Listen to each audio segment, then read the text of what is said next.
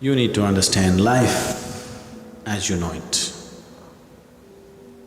What you right now call as me is life. Maybe right now you're referring to just your personality, which is essentially a bundle of thoughts, emotions, opinions, ideas and prejudices. Of course, I'm missing out the important thing. Leaving that part of your personality, if you just refer to this as me, essentially you're referring to this life. This life process is me. This life process has not grown, please see. It is the same life process. If you do not remember the womb, at least you remember when you were 5, 6, 7, 8 years of age. When the body was that small, it was the same life process. Now it is the same life process. It will be the same unless you become free from the 5 elements and then it bursts open into a different possibility. This whole terminology of spiritual growth is a false terminology because there is no such thing as spiritual growth. Either you explode into another state or you don't. No, many times I did explode, but again, I'm the same. That's because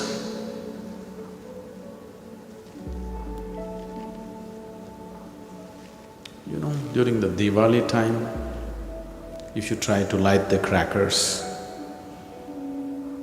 there are some crackers, you light them, you thought they're going to go boom, but they do You light them again, then you have to really poke some… just a small little… the incense stick that you're using is not enough, you really have to put something bigger fire inside, then they go boom. But then you have to be careful because they're going to explode too quick in your face. So, your experiences of those moments when you almost exploded is like that. I almost became boundless. I want you to experiment this almost. I almost had my dinner. I almost went to the toilet. I almost had my breakfast. Please do that for the next 3 days. I almost.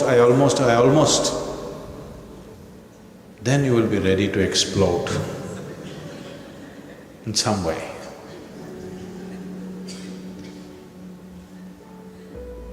So all those things which really matter, either you do it or you don't do it. Spiritual process, you almost, you keep on almosting.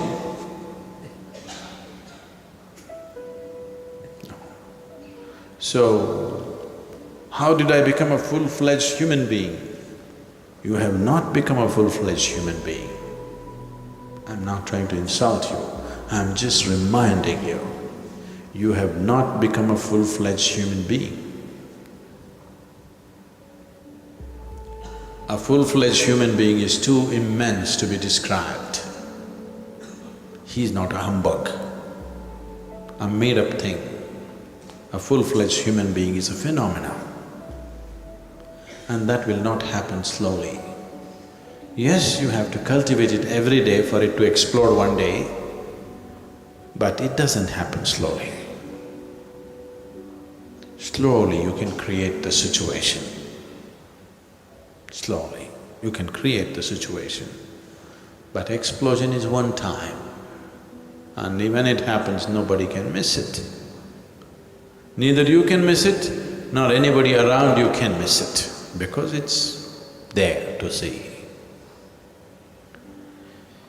So, how does this little piece of life, these two cells that met in somebody's womb, became a meatball to start with, became a life process, and now a human being. Human being, yes, not a full-fledged human being, no.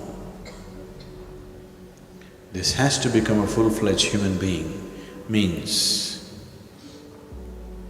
the same things that nurture you are the same things which bind you. The same things which look like the source of your life are also the limitations upon your life. That is why people are so confused as to what to remove and what to keep.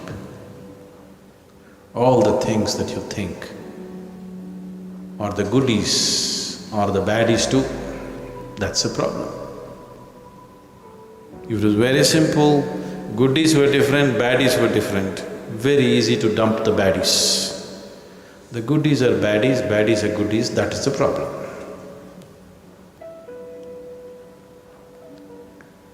So, you have to dump the goodies and the baddies, or you have to embrace the goodies and the baddies. Embracing the goodies and the baddies is very difficult. Your life would become very multi-dimensional if you could, but you cannot do that. You may pretend to do that. People's idea of embracing everything is, they try to paint everything as good and they call themselves saints. There is nothing saintly about it, it's quite silly. Not being able to see what is what in the world is not saintliness, it's just being silly. But it passes off as saintliness. I see goodness in everything is not saintly, it is silly. Different things are different ways. If you don't know how to deal with it, you're just being silly, not being saintly. But unfortunately, it passes off as saintliness. Being able to see everything just the way it is and still being able to accept it absolutely the way it is takes a lot. So it's better to keep a little distance from everything. Keep small distance, you don't have to run away, just a little distance from everything. You deal with everything but with a little distance. This is a easier way to handle. I'm not saying it is a better way, it is a good way, I'm just saying it's easier way. If you like to do it the more exciting and more difficult way, you're welcome. Only if you have the strength not to break up on the way, you attempt that. Otherwise, it's better to keep a little distance. You look at on everything, it doesn't matter for me whether it's good or bad. From everything I keep a little distance, from everything. Now what is this Sadhguru? Just in the beginning you were talking about love, now you're talking about distance. Only because there is distance you can laugh, please know that. If you create anything which is receptive, life will naturally come to it. It doesn't matter who you are, generally a womb is a natural space which has been created with that possibility that if a little formation happens there, actually it's just a meatball at that time. It's a very wrong way to… obscene way of referring to you when you were a fetus in your mother's womb, an obscene way of saying it. I'm saying it this way because I want you to understand it's just a meatball. Even now you're just a meatball. Except for the life process that is throbbing within you, you're just a meatball, aren't you? What is this Sadhguru? What? All these insults, meatball, water body, what else are you going to call us?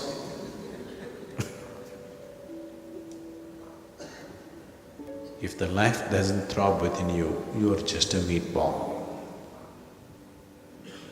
If a tiger walks in right now, he goes for you, he sees you as a meatball, I want you to know. Yes or no? He doesn't see you as a possibility for enlightenment. He doesn't see you as some great something.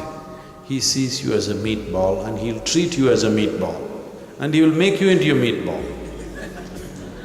Yes or no?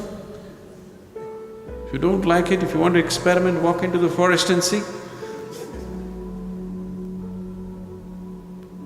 An elephant may treat you as a football, but the tiger will treat you as a meatball. Football you are not. Some of you are working towards it, but you are not a football. That's a wrong perception of the elephant. But tiger's perception is right, you are a meatball, isn't it? So before life entered, you were definitely a meatball. But suddenly, the moment this life entered, suddenly this just meatball becomes a live process and a tremendous possibility. A little meatball, what a possibility it's become. That meatball also became a Buddha, that meatball also became a Krishna, that meatball became so many wonderful things on this planet. So I want you to understand that today what you are is not the point. If you allow it to function, this process of life, if you allow it to burst open, then the possibilities are immense. Nature has delivered you here to this level of intelligence, to this level of capability, to this level of consciousness, free. Total free ride, isn't it? From being an amoeba, a single-celled micro creature to what you are today, absolute free ride, isn't it so? Total free ride, without even you asking for it. Here, just here, you are expected to do your own thing. And don't treat it as a burden, it is a privilege that now nature has decided, the Creator has decided that you are worthy of being given a choice as to how you live. This is the greatest privilege that the Creator Himself has decided that you are worthy of being given the choice to be whichever way you want to be. Please prove your worthiness, don't disappoint Him. Lot of people in the world are depressed simply because of the Creator's work, isn't it so? They're questioning His judgment also. That which is the very basis of who you are, that which brought you from being a single-celled micro creature to who you are right now without unasked, it brought you till here. You're questioning the judgment of that also. Why is creation like this? Why is it like this? It should have been some other way.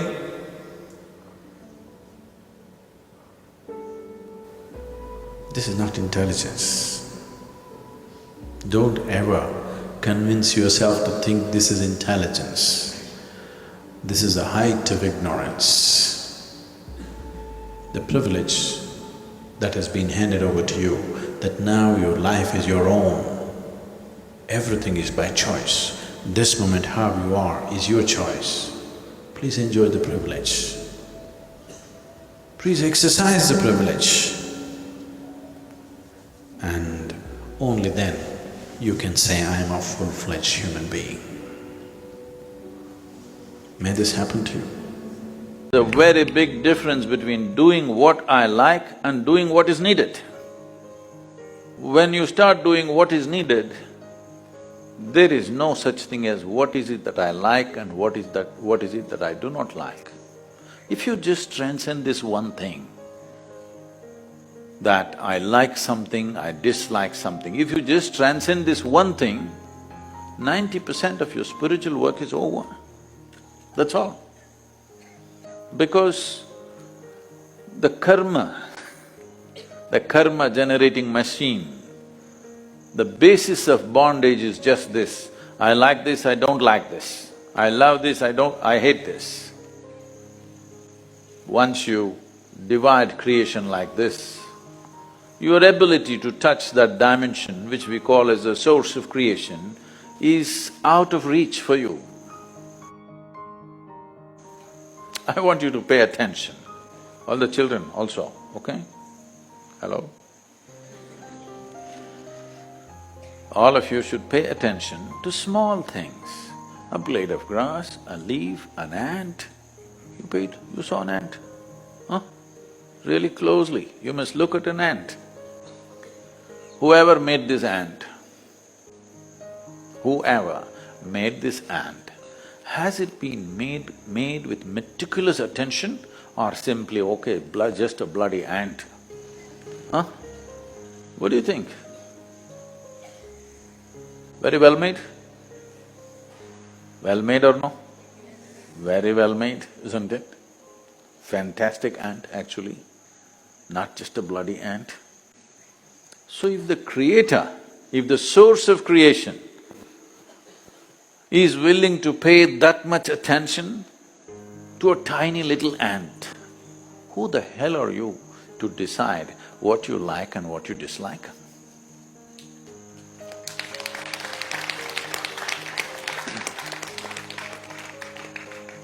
In doing something beyond what is me is where a human being comes to a place where he becomes available for grace. Grace is there. Question is, are we available? We like this, we don't like this. You like a cockroach? Why? Suppose Shiva came in the disguise of a cockroach, what will you do, huh? Namaskaram you'll do.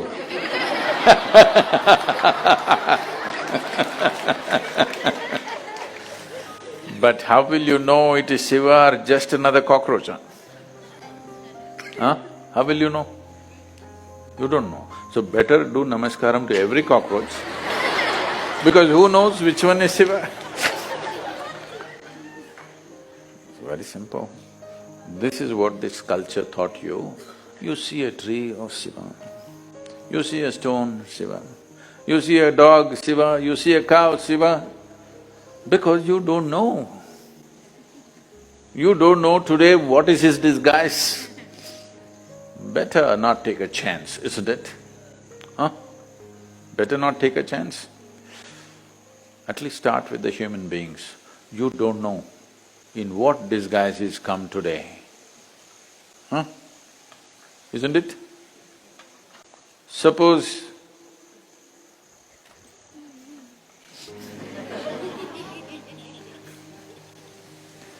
who knows? This is why, whoever you see, because who knows today what is the disguise? If you're like this, grace will be upon you, there's no question. You don't have to go in search. You don't have to go in search of God or truth, it will rain upon you. One of your limitations, one of your problems, one of your nonsense that people suffer around you, one of those things should go. You can't leave all of it wholesale, at least one. Shall we? Yes. Because without transformation, empty spirituality, talking spirituality, acting spiritual is no good. Some transformation must happen, isn't it? Please make that happen so that when you live, people will enjoy living with you. When you die, they'll miss you. That's how you should live. A certain day, Shankara Pillai's wife was particularly incensed about her husband.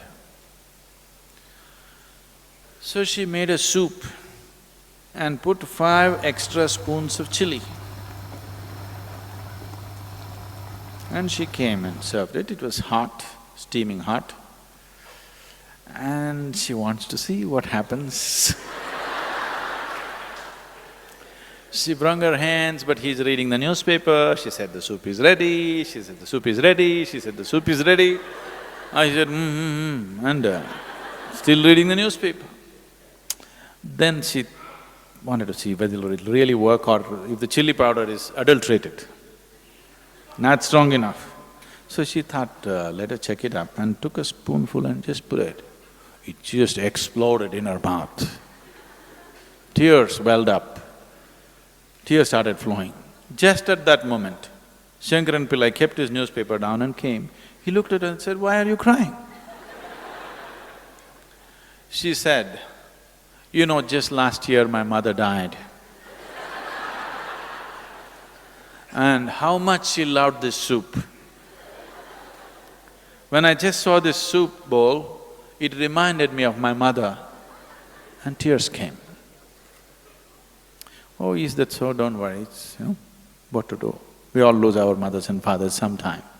It's all right." And Shankaran Pillai went back to his newspaper with the soup, and reading the newspaper, he put it in his mouth. It went boom like a dynamite, because this was a full spoonful.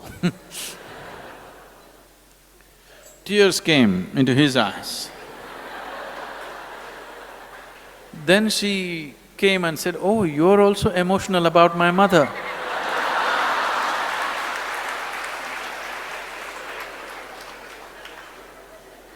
He said, "No, I am not crying because your mother died.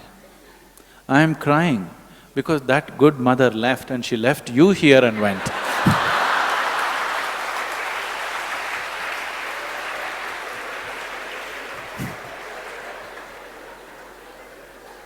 This is not the way to live. When you live, people should enjoy your presence. When you die, they should miss you. If the reverse happens, that means we've lived the wrong way, isn't it? We all know that the most important thing in life is to live and experience life in its full glory.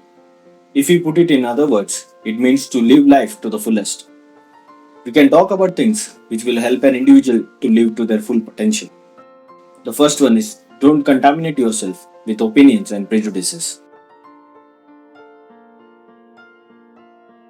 When we tend to have opinions about what's happening around us, then we tend to become corrupt.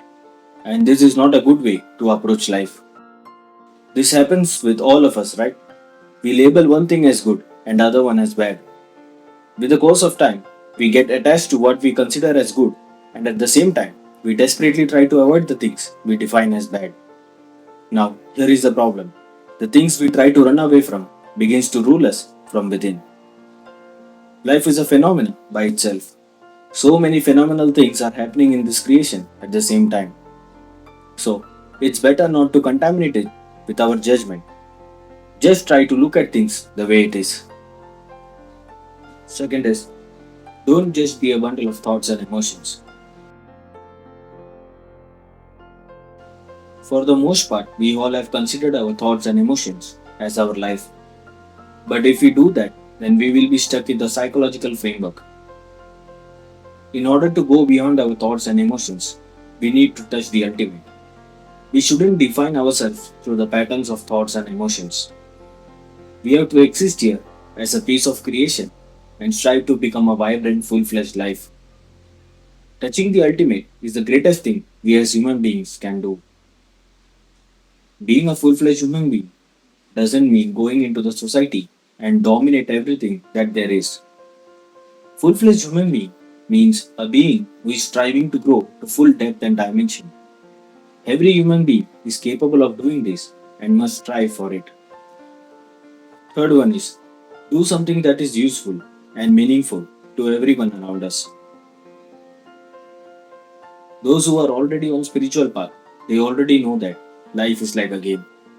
For people who are not become a seeker yet, we will explain it in simple terms. It is like this. When we are in this world, we have certain roles to play. It's like playing some game. So, we can always decide as to play a game that is of most use to everything around us. When we are on spiritual path, after attaining a certain level of clarity within us, we can be of immense value to people and nature around us. So it is good if we do what is really needed in the world. Another important aspect Sadhguru mentioned in this video was regarding grace. In simple terms, if we need to draw an analogy, then we can define grace as a lubricant which we need to function smoothly in the world. How we can perform and act in this world is very limited if we are solely dependent on our knowledge and intelligence. Once grace comes into our lives, then life begins to happen in ways which we cannot imagine. Now, the first thing you will get into your mind is, how do I do grace? Grace is not dependent on what you do.